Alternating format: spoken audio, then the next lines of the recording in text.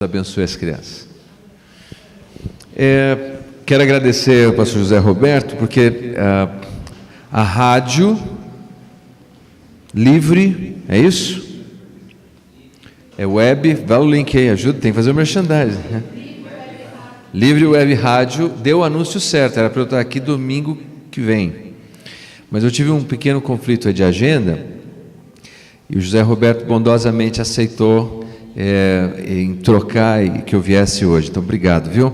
E um recadinho, o Matias já me parou ali na porta e falou: olha, teve jantar dos casais lá, não estenderam o convite aqui em São José, como é que pode isso? Aliás, é por isso que eu estou de terno, eu fui ontem no jantar de casais, já dormi de roupa, vim direto aqui para São José.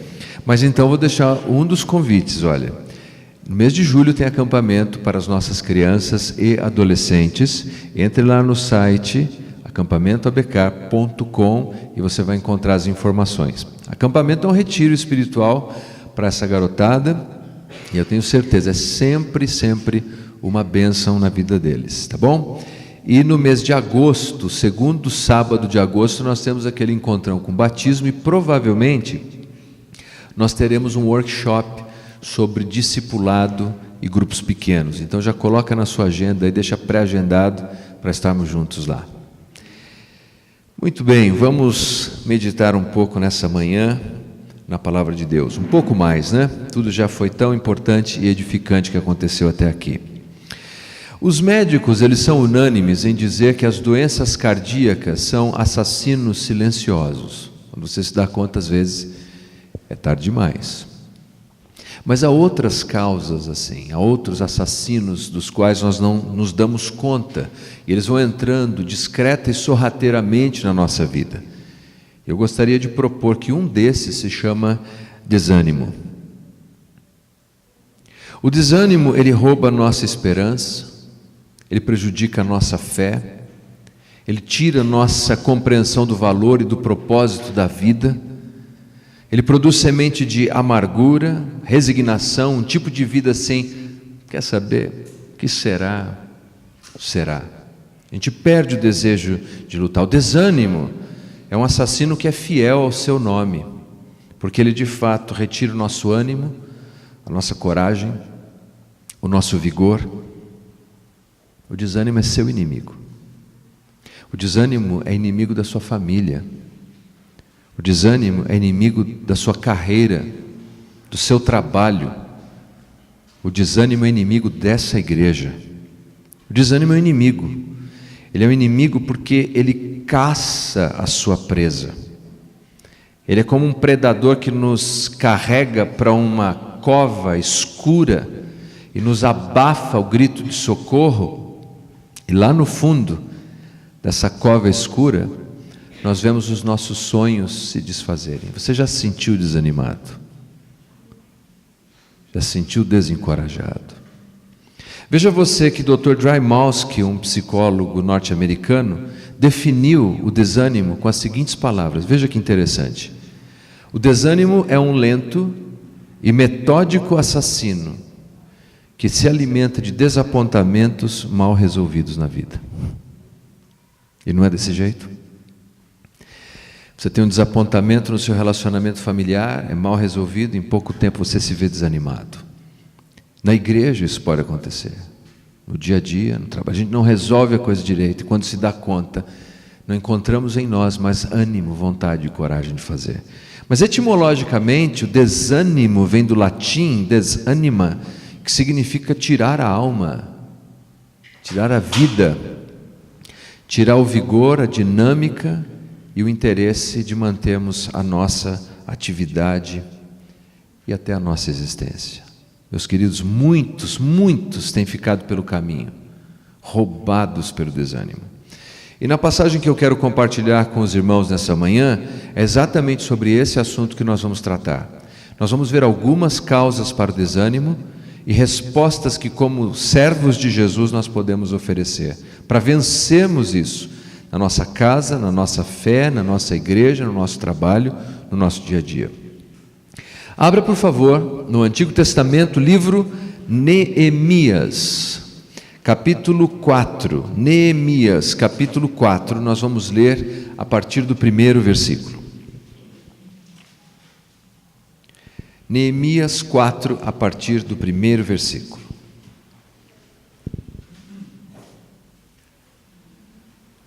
Se você encontrou, por favor, diga amém. Amém. A palavra de Deus diz assim: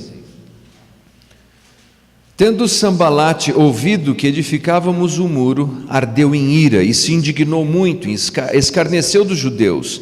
Então falou na presença de seus irmãos e do exército de Samaria e disse: Que fazem estes fracos judeus? Permitir-se-lhes isso? Sacrificarão? Darão cabo da obra num só dia? Renascerão acaso dos montões de pó as pedras que foram queimadas? Estava com ele Tobias o amonita e disse: Ainda que edifiquem, vindo uma raposa derrubará o muro de pedra. Ouve, ó nosso Deus, pois estamos sendo desprezados. Cai o seu opróbrio sobre a cabeça deles e faze que sejam despojo numa terra de cativeiro. Não lhes encubras a iniquidade, não se risque diante de ti o seu pecado, pois te provocaram a ira na presença dos que edificavam.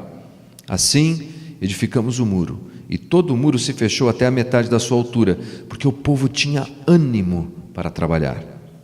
Mas, ouvindo Sambalate e Tobias, os arábios, os amonitas, os asdoditas, que a reparação dos muros de Jerusalém ia avante, e que já se começavam a fechar-lhe as brechas, ficaram sobremodo irados, ajuntaram-se todos de comum acordo para virem atacar Jerusalém e suscitar confusão ali.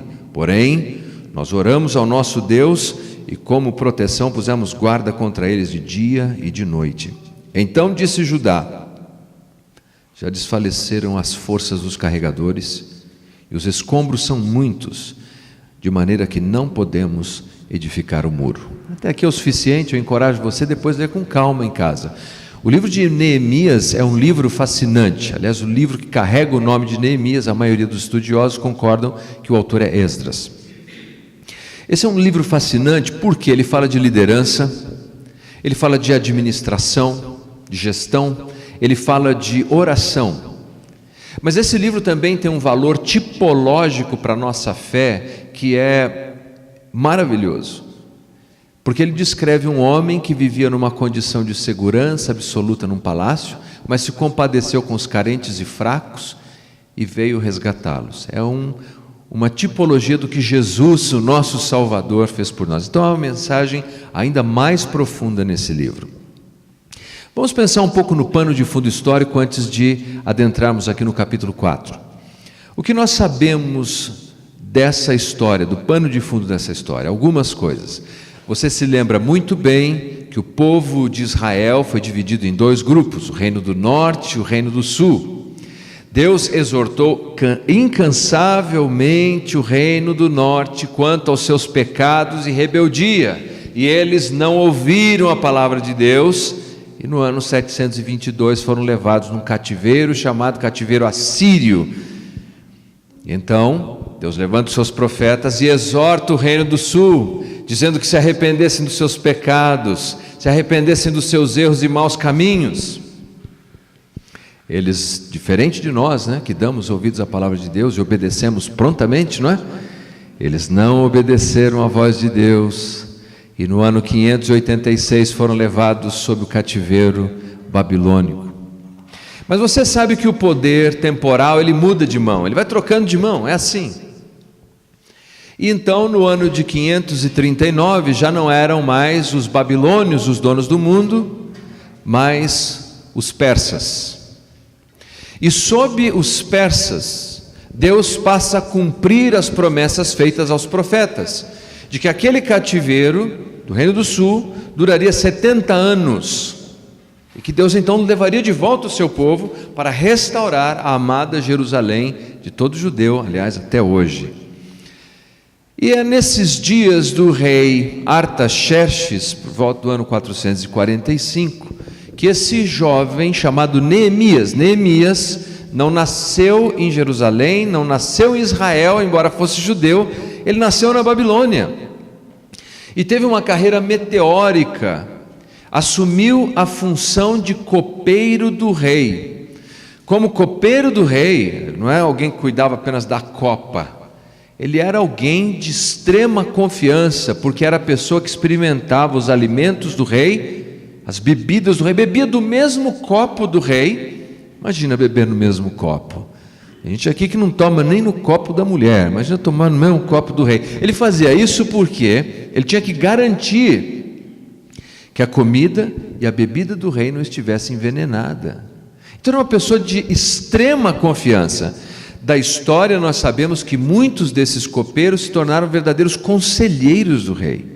Uma outra atribuição que eles tinham era de sempre, porque estavam ali ao lado do rei, era sempre demonstrar alegria, sorriso largo, porque se ele ficasse como copeiro com a cara meio ali abichornada, meio caída, meio murcho, dava a impressão de que o rei era um rei não eficiente. Então os copeiros eram sempre pessoas felizes, sorridentes, de sorrisos largos. E o que acontece é que, embora ele tivesse crescido ali e tivesse uma carreira meteórica, ele tem um coração para a obra de Deus.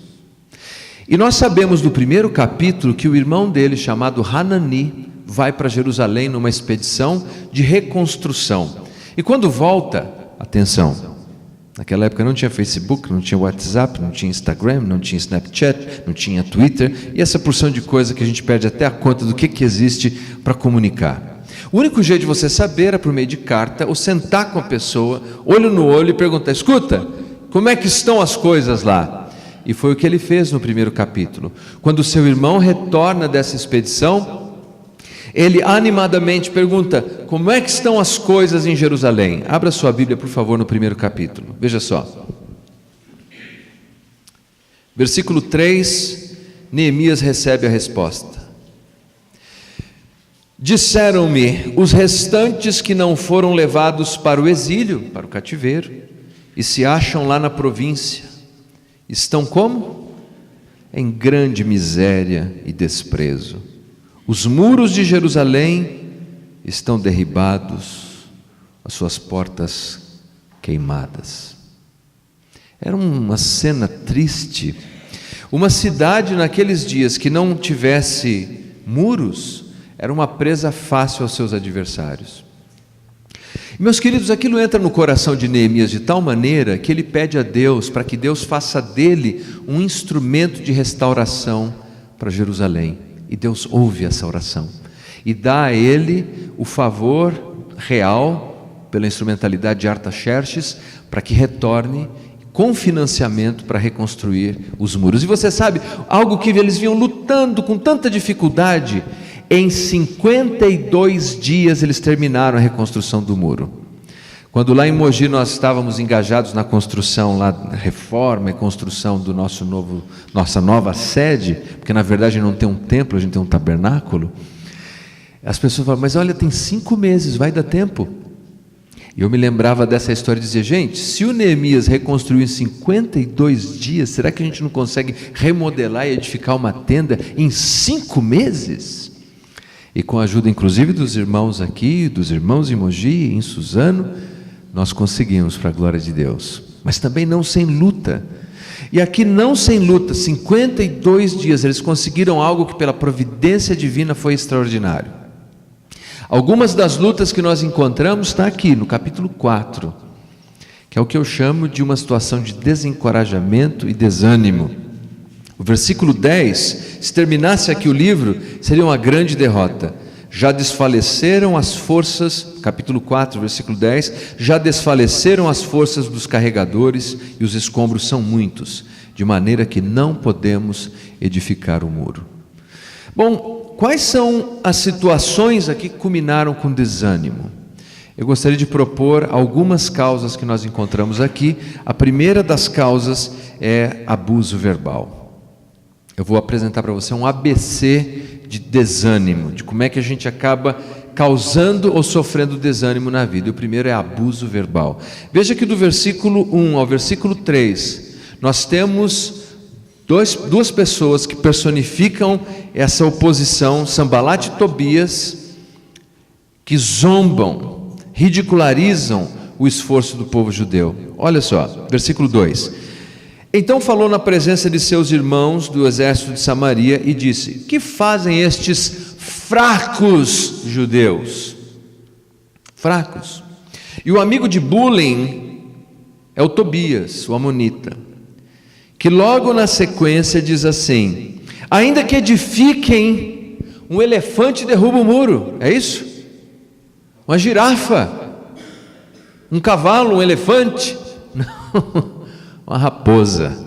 Eles são fracos e eles são incompetentes. É bullying, é abuso verbal. Bom, antes que nós consideremos que somos totalmente imunes a isso, vamos pensar em algumas situações. Escritor norte-americano chamado Michael Hyatt, famoso, ele conta que quando ainda era um adolescente no Texas, ele entrou numa sorveteria. E entrando na sorveteria, ele ouviu outros garotos dizendo: meu Deus, o que é isso? Olha o tamanho do nariz dele. E o outro garoto disse: isso não é uma pessoa, é um nariz com perna. E ele disse que ele ficou horrorizado, que ele quase que não conseguia sair da sorveteria. Diz que a partir daquele dia, todas as vezes que ele olhava no espelho, ele não via outra coisa a não ser o nariz. Ele disse que foi anos para ele conseguir lidar com isso. Ele falou: e até hoje, vejam, um escritor renomado, ele diz: até hoje eu tenho total consciência do meu nariz. Sabe que os estudiosos falam, por exemplo, de um fator conhecido como Golem. Golem é uma teoria contrária ao efeito de Pigmalião. O efeito de Pigmalião é você encoraja e as pessoas seguem o seu encorajamento. O de Golem é baseado numa mitologia judaica. Repito, não está na Bíblia, é apenas uma mitologia.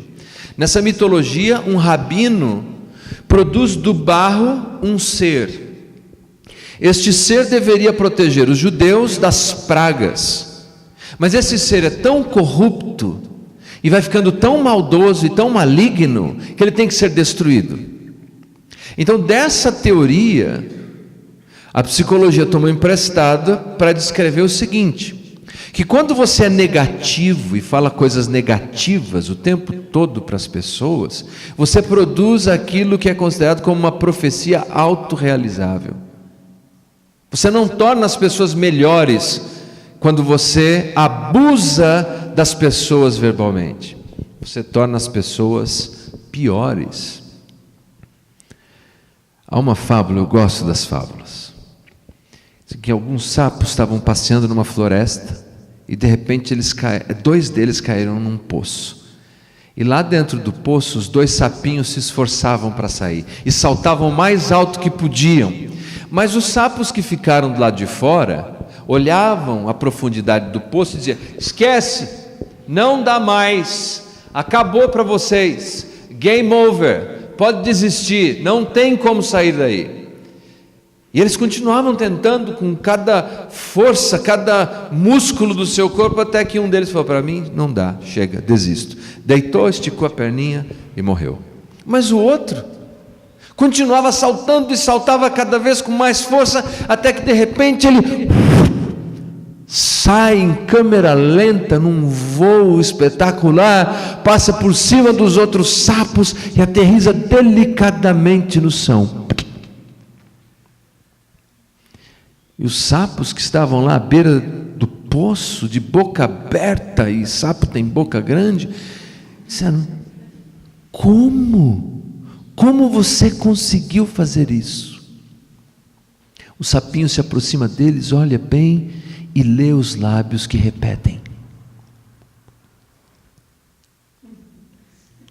E ele disse: olha, eu estava no fundo do poço e eu sou surdo, e eu via vocês falando e gesticulando, e eu entendi que vocês estavam dizendo: vai, você consegue, pula. E eu encontrei força para sair de lá. Tem hora que nós precisamos ser surdos às vozes que são críticas, tem hora que nós precisamos ser surdos às vozes negativas, nós precisamos ser surdos àqueles que abusam verbalmente. Mas aqui há duas coisas importantes que eu gostaria de dizer. Primeiro, alguns de nós que estão aqui somos vítimas do abuso verbal. E se esse é o seu caso, eu quero encorajar você a não dar ouvidos às palavras dos homens, mas à palavra de Deus. Lembrar que Jesus é a palavra que se fez carne, e nele nós vimos a sua glória, a sua graça e a verdade de Deus. É Ele que nos define, e não as palavras negativas que vêm ao nosso encontro. Mas segundo, há uma exortação importante. Talvez você está aqui e você seja o abusador verbal. A Bíblia condena os males e os pecados da língua. E se esse é o seu caso, peça perdão a Deus. Peça ajuda a Deus, para que você não faça isso. Não seja você um abusador verbal. Mas vamos em frente. Nós sabemos ainda que há, então primeiro, abuso verbal, isso desanima as pessoas. Mas segundo, há batalhas anunciadas. Veja o versículo 8. Ajuntaram-se todos de comum acordo. Todos quem? Se você voltar um pouquinho no versículo 7, você vai ver, estamos no capítulo 4 de Neemias. Sambalate e Tobias, os arábios, os amonitas, os asdoditas. São vários grupos juntos agora para oferecer uma ameaça, uma batalha anunciada ao povo judeu. O que seria uma situação totalmente fora do controle. Eles não tinham condição de lidar com tudo isso. Todas as vezes que damos muita atenção a essas batalhas anunciadas, sobre as quais nós não temos nenhum controle, nós nos desanimamos. Veja você, quando nós começamos a pensar que não temos controle sobre a economia mundial, que não temos controle sobre os fenômenos da natureza, que não temos controle sequer sobre o que as pessoas pensam a nosso respeito, que não temos controle sobre o que as pessoas falam de nós. Se nós nos concentramos nessas coisas sobre as quais não temos controle, isso vai drenar nossa energia de tal maneira que nós nos tornaremos pessoas desanimadas. Isso mesmo, fica assistindo os piores noticiários e você vai começar a sua semana mais desanimado. Faça isso, beba, desfrute a cada dia daquelas notícias desgraçadas sobre as quais você não tem controle algum, e você vai ver o efeito negativo que isso produz na sua vida. Dê ouvidos a tudo aquilo sobre o que você não tem controle. Gaste a sua energia com isso e você vai ver o que acontece. Você termina desanimado. Quando a Julie e eu, nós estávamos voltando de Angola, nós chegamos no aeroporto para voltar, e o agente da imigração olhou para mim, olhou meu passaporte e disse: vais voltar para o Brasil? Olha, o Brasil não está bom, hein? Eu assisti o da Atena, e o Brasil não.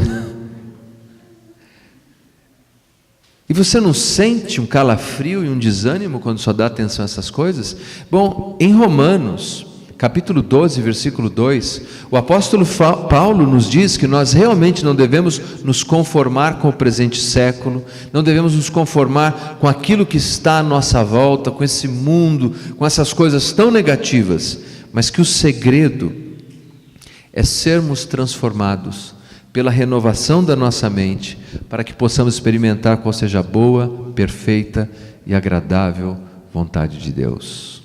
Abuso verbal, batalhas anunciadas. Como diz certo escritor, quando nós nos concentramos naquilo que podemos fazer e não naquilo que não podemos, algo extraordinário, um poder extraordinário se manifesta na nossa vida. Veja, as esferas de descontrole estão aí, mas nós podemos nos aproximar de Deus, nós podemos buscar a Deus, nós podemos meditar na palavra de Deus, e é assim que vamos recobrando o nosso ânimo. Mas terceiro, nós temos no versículo 11 o que eu chamo de conspiração do medo. Se na primeira parte do texto há abuso verbal, se na segunda há uma batalha anunciada, agora nós temos uma conspiração de medo. Veja o que diz: disseram, porém, os nossos inimigos: nada saberão disso, nem verão, até que entremos no meio deles e os matemos. Assim faremos cessar a obra. Agora eles estão dizendo: nós vamos entrar sorrateiramente, eles não vão nem ver de onde a gente veio, nós vamos matar eles. Medo. A sociedade está impregnada por medo. Medo. Medo de coisas reais e medo de coisas imaginárias. As coisas imaginárias são aquelas que geram ansiedade na vida da gente. Medo. Mas como nós, o povo de Deus, que temos o Espírito Santo, que temos a palavra de Deus, aqueles que não receberam o espírito de timidez, deveriam responder a isso? Um escritor, Stanley Jones, coloca da seguinte maneira: fui moldado para crer, não para temer. Temer não é minha terra natal é crer. A ansiedade e o medo do amanhã são como poeiras nas engrenagens do maquinário da minha vida. Mas a fé é o lubrificante purificador. Vivo melhor quando confio e creio do que quando temo, duvido e me entrego à ansiedade. Os ares do medo e da preocupação não são o ar que eu respiro. Fé e confiança respiro livremente. Fé e confiança, este é o meu oxigênio. Não é isso que nós deveríamos pensar? Meus queridos, na Universidade Johns Hopkins nos Estados Unidos, eles fizeram um estudo e disseram que as pessoas são mais preocupadas, mais ansiosas, morrem mais cedo. Mas eles disseram: nós não sabemos por que são assim. Eu vou chutar aqui como um leigo por que é assim. Porque eu e você, nós somos feitos de tecido, de células, de ossos, de neurônios, mas nós somos feitos também de alma, de espírito. E nós temos um Criador que nos projetou para que confiemos nele, para que lancemos sobre ele as nossas ansiedades, as nossas inquietudes. Um Criador que deseja que nos aproximemos dele e o chamemos de Pai, e que recebamos dele a direção, o conforto, o consolo e o encorajamento.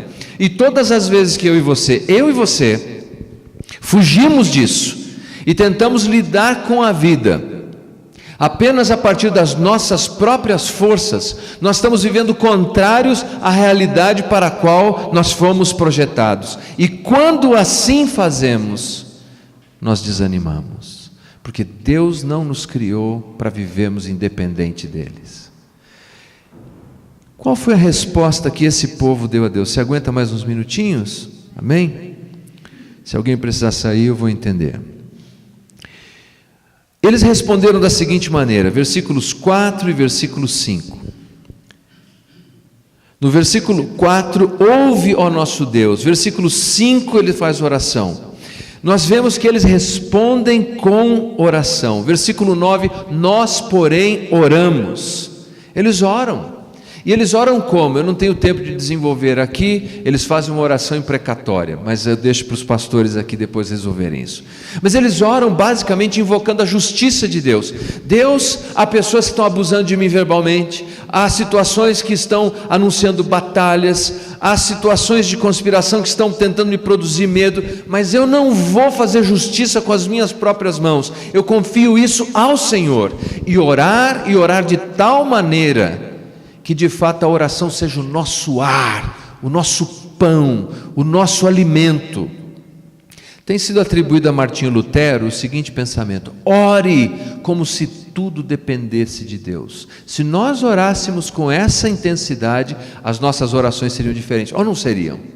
Nós oramos como quem ora para quebrar um galho, para não passar vergonha no culto quando alguém diz: irmãos, é importante orar. Vocês dizem: eu já orei.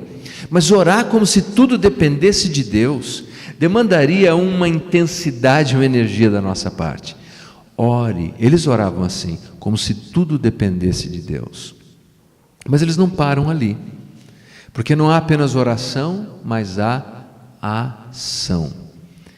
Veja só o que diz o versículo 6. Assim edificamos o muro. Eles oraram, mas foram edificar o muro. Veja o que diz o versículo 9. Oramos e fizemos o quê? Pusemos guarda. Nós temos nesse texto uma linda apresentação, sem muita explicação, sobre soberania divina e responsabilidade humana. Não é o único texto da palavra de Deus que nos apresenta isso. Veja Atos. Abra por favor a sua Bíblia lá no Novo Testamento, no livro de Atos, que eu considero um clássico da ilustração da soberania divina e a responsabilidade humana. Capítulo 27. A partir do versículo 21, mas nós não vamos ler tudo isso, vamos apenas pensar alguns. Nós encontramos Paulo numa situação de naufrágio.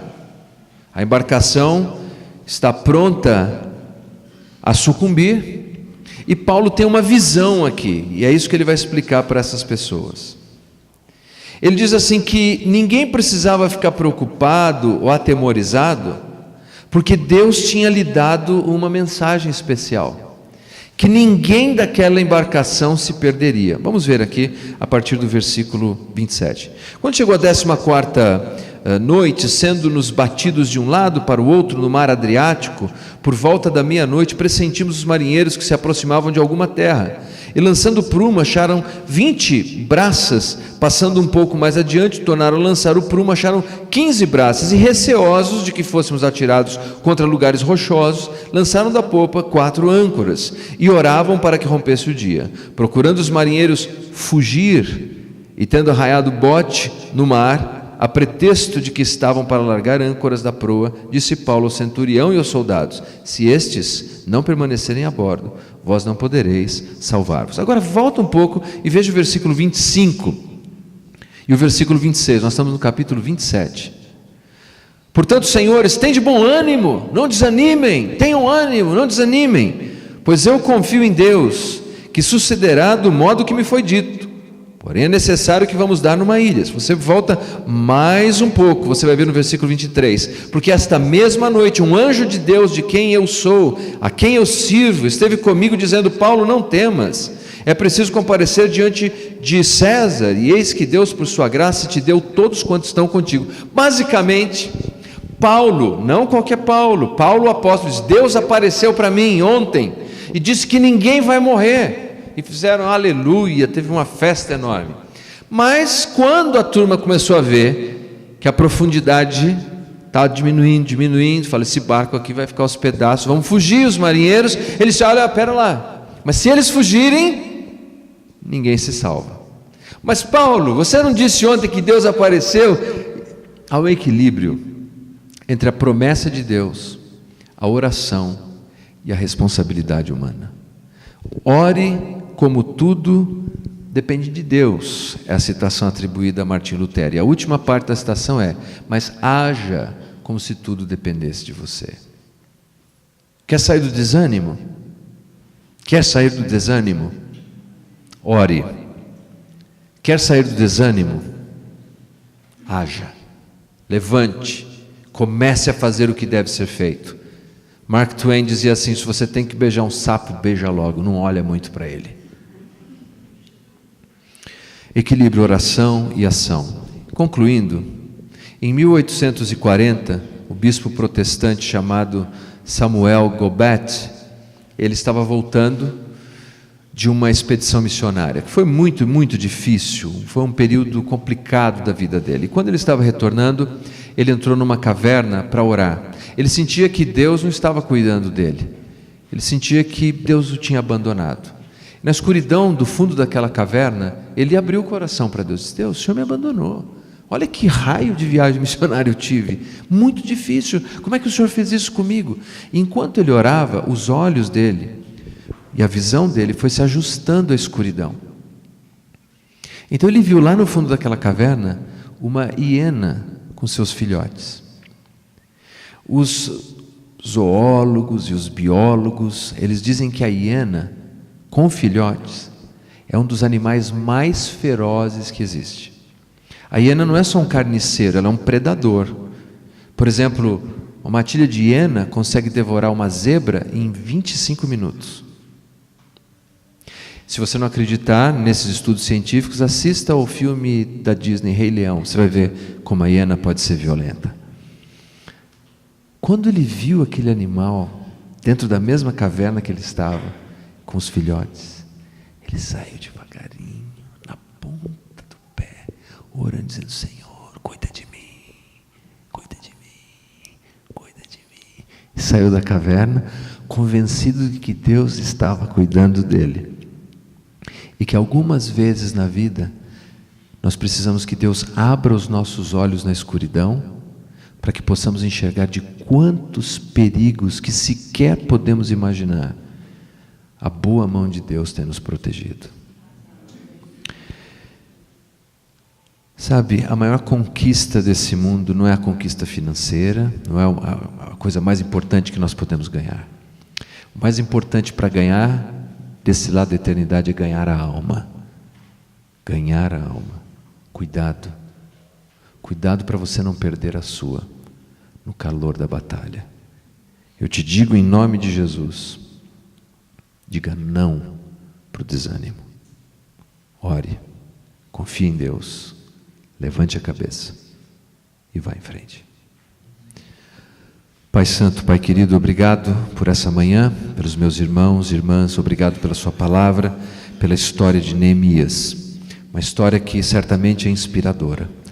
Que a tua palavra encontre em nossos corações um solo fértil, que possamos hoje, Senhor, recobrar, Senhor, o nosso ânimo, que possamos, Senhor, viver para a tua glória, certos do teu amparo e do seu cuidado para conosco. Pai, é no nome de Jesus que hoje oramos e colocamos cada circunstância da nossa vida com total dependência nas tuas mãos, mas sairemos daqui em ousadia, crendo na presença do teu Espírito e na orientação da sua palavra, e agiremos, Senhor, como se tudo dependesse daquilo que devemos fazer, sempre sob a tua graça, em nome de Jesus. Amém. Então, como é o nosso novo tema anunciado